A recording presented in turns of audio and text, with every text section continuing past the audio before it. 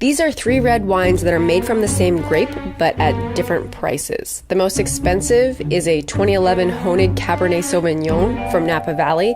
Wine Spectator magazine rated it outstanding. And it costs 5 times more than the one on the right. So, does it taste 5 times better?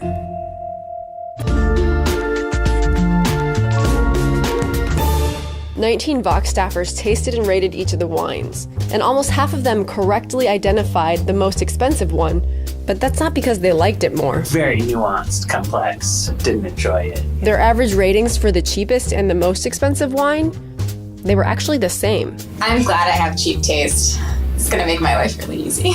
And this is consistent with a 2008 study that compiled 6,000 blind tastings in the United States. It found that unless they had undergone wine training, people didn't actually prefer the taste of the expensive wines. In fact, they enjoyed them slightly less. Yeah, that's really not very pleasant. There seems to be something about wine that can make us feel a bit lost. Kind of sort of an oaky afterbirth. And that's probably why a single movie can move the whole wine market. That's tasty. That's 100% Pinot Noir. Single vineyard. They don't even make it anymore. After Sideways was released, sales of Pinot Noir jumped compared to other red wines. And sales of Merlot, I am not drinking any Merlot! they slowed down. But who decides what good wine is? There are professional judges that give medals at competitions, but they're really inconsistent. One statistician showed that most wines that received the highest score in one competition also got the lowest score in another. This is the distribution of gold medals that you would expect if they were awarded by random chance. It looks a lot like the actual distribution of gold medals in US wine competitions. That suggests that judges often disagree with each other, but it gets worse. They often disagree with themselves. When surreptitiously given the same wine 3 times, only 1 in 10 of the judges at the California State Fair wine competition consistently awarded it the same medal.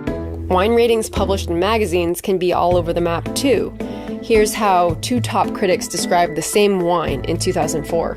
A brilliant effort. Completely unappetizing. The wine of sublime richness. Overripe aromas. Remarkable freshness and definition. More reminiscent of a late harvest Zinfandel than a red Bordeaux. One problem is that not all of the wine publications require their tasters to be blind to the price and to the brand. And that matters because people can't seem to avoid associating price with quality. One experiment in Australia showed that people rated the same wine higher when they thought it was $53 rather than $16 or $6. But get this, the experimenters had actually made that wine objectively worse by adding tartaric acid. It didn't matter. The price tag overwhelmed their own taste buds. In another study, scientists scanned the brains of people tasting wines that they thought were either $10 or $90. In reality, it was the same wine, but when they thought it was expensive, their brains showed more activity in a region associated with pleasant tastes and smells. So, expensive wines may actually taste better after all, as long as you know that they're expensive. But you can feel free to finish it if you want. I'll take the expensive one.